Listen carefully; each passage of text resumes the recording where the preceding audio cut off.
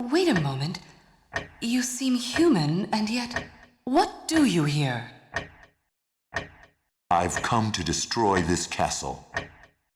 Then we have the same purpose. I'll trust you for now. I'm Maria. Who are you? Alucard. Not the talkative type, I can see. Well, perhaps we'll meet again, if you live that long. Farewell. The audacity! Do you know who I am, Maria? I am the son of Dracula. I am the mighty Master Alucard. And I've come to destroy this castle. There's my triangle button going again. Yeah, I'm gonna have to invest in a new PS3 controller at some point. So the first thing I'm going to be doing is I am going to hunt down a stopwatch. The stopwatch is what I'm going to be using to take out our next boss, which is the doppelganger. And the doppelganger is not hard. He is probably... Do I have it? Yes, I do. Nope, give me that back. The doppelganger is possibly one of the easiest bosses in the game, if not the easiest, because of how susceptible he is to the stopwatch. There goes my triangle button again. I have to, like, really smash my thumb into that triangle button, but I don't want to do that because I might break my triangle button. There's a fly buzzing around my room. This thing has a crazy name, and I don't recall what its name is, and I don't even know how to begin to even pronounce the thing's name. See, there goes my triangle button again. I don't want to switch to my gold controller because my gold controller's D-pad is really wonky. And Alucard is just gonna move on his own if I use it. So... $250, I guess, Castlevanian dollars, is always going to be in that particular candle. So if you want just easy money grind early on, I'd suggest grinding off that candle. So you're going to want to be a little bit cautious. Darn, no. Stop it! You're going to want to be a little bit cautious of the stone rose here, because it can petrify you. There we go. And the stone rose is kind of a... Ooh, I don't want that. The stone rose is kind of problematic if you don't know how to go about dealing with it. Alright, so in this phase, there will always be a one-time drop for a zircon, so just make sure you pick that up. You know what? While we're here...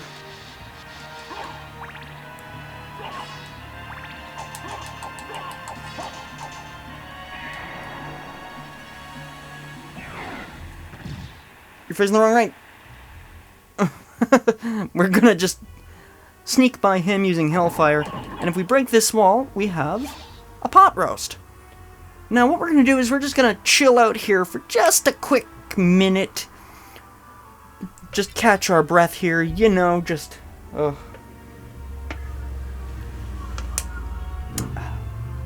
a sip of my drink. What? Yep, this is one of the hidden secrets of Castlevania. There's plenty of these scattered throughout the game. Not necessarily of this kind of style, though, but very many breakable walls that you're going to want to be on the lookout for, like I said earlier. So we have the Jewel Knuckles and the Mirror Cuirass. The Mirror Cuirass is better than our Hide Cuirass, so now we are resilient against sort of petrification. And now what I'm going to do is I'm going to equip the Jewel Knuckles, as that boosts our attack to 27, so now we're hitting really hard.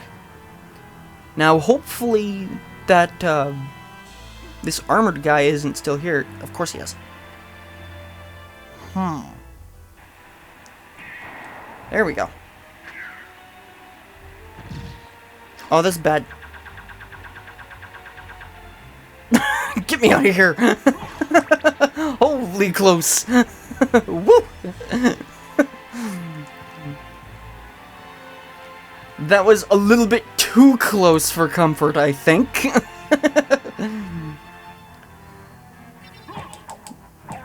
So, these are the axe armors. These are a playable model you can play as in the game. You have to input your name as axe armor, I believe, as the file name. But, yes. We're gonna heal up just because I'm going to be very cautious of Doppelganger. Because I can't save, so... Doppelganger may give me a bit of difficulty. I'm not sure yet. So this is the room we fight Doppelganger in. If we just come over to here, this mystical doorway opens up. That will allow us to spawn Doppelganger and fight him. But he is very scared of the stopwatch. So use the stopwatch, walk up to him, and punch his lights out. He is one of the easiest bosses in the game, and he's a repeat boss. I don't know why the game developers decided to use him twice. But speaking of the bosses, this will probably also be a run in which I don't fight all the bosses, because I don't recall where they all are. I will show off Galamoth, of course, because Galamoth is the super boss. He is pretty much the boss people remember when they talk about Symphony of the Night. So it's only fair we go and clock him one or 100 more on him and how I'm going to be taking him out in only a couple of hours. So the bone muskets aren't too terribly difficult to deal with, and that is our first power-up. That's the first major transformation we're going to be getting. That is the Soul of Wolf. We need to figure out how to get in there, though. Getting to the Soul of Wolf isn't too difficult. So to reach the Soul of Wolf, we have to activate the elevator. Activating the elevator is just up here. We're going to hit this rope a couple times. Now the elevator is activated, we can now get our hands on the Soul of Wolf. I do want this, though. The more heart maxes we have, the better, because the more heart max-ups we collect, the more hearts we'll be able to use, and the more times we'll be able to use our sub-weapons, like the Holy Water. Which eventually will become my go-to sub-weapon I use throughout the game. But that won't be for just another little bit. So that is the Soul of Wolf. Transforming into it, you just hit R2. And just like that, we are in the wolf form. But transitioning areas will cancel out the transformation. So this is the newest area. This is the Long Library. In certain cases, you can get the Dullahans to drop the rapier, which is a pretty powerful sword at this point in the game. These are curses. I wouldn't suggest getting hit by them, because if you get hit by them, they take away your ability to attack. They are... think of them like the bubbles from The Legend of Zelda. You get hit by them, you're put under a curse, you can't attack.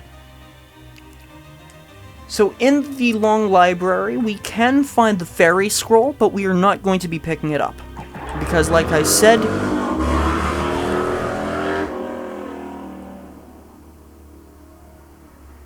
vroom! Because like I said, this will not be a 100% run. This will be a... very much so an any percent run, because I have a certain path I'm comfortable with. I'm gonna stick to it.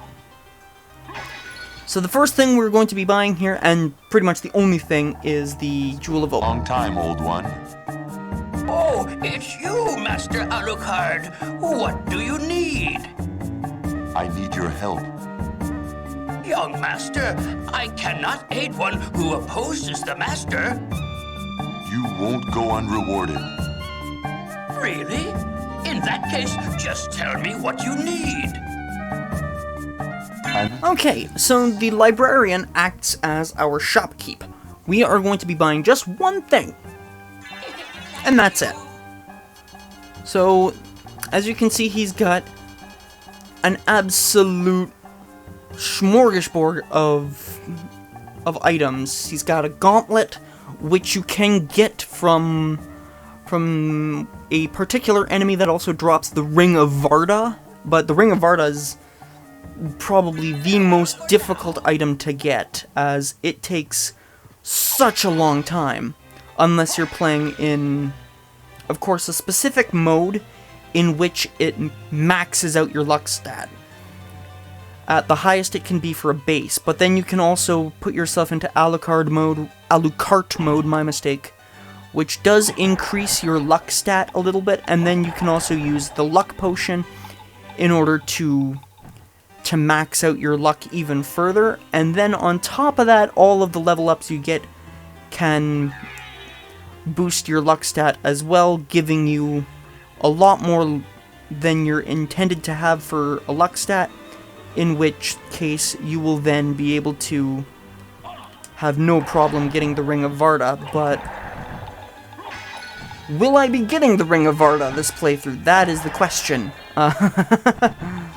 I probably won't pick it up because it's such a disgustingly powerful weapon. And yes, to me, it's a weapon because of just what it can do. Okay, so now that we have the Jewel of Open, the next space we're going to be going to is Olrox's quarters, so we can head to the Coliseum, which is where I like to head next. The Coliseum is where we get our next little piece of story, because we have to come back to the Long Library later, but we're going to be coming back when we have the Power of Mist, or the Soul of Mist, or whatever it's called, which allows us to transform into the Mist Cloud. And the Mist Cloud is what's going to allow us to get the Bat transformation. And the Bat transformation is what's going to allow us to get the Power of Mist, or the upgrade that allows us to stay in Mist form. And we're going to be using that to traverse some pretty dangerous areas in the game. So most of the enemies in this game go down pretty quick, especially if you know how to position Alucard to utilize his fist to the best possible extent.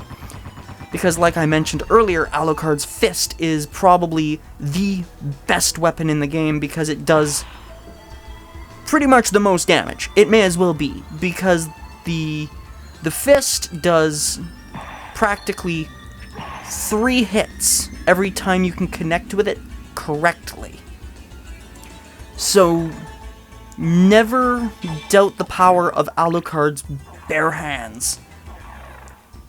So I pretty much have the one weapon I'm going to be using for the majority of the game until I get to the inverted castle, in which case I'm going to be swapping to the most disgustingly overpowered combination of items in the entire game. And that will be my de facto weapon setup for the rest of the inverted castle. But I need to get to the inverted castle first. Normally I would have this disgustingly overpowered combination by the time I reach the Coliseum, because I play on the PS5, PS4 version most consistently, which is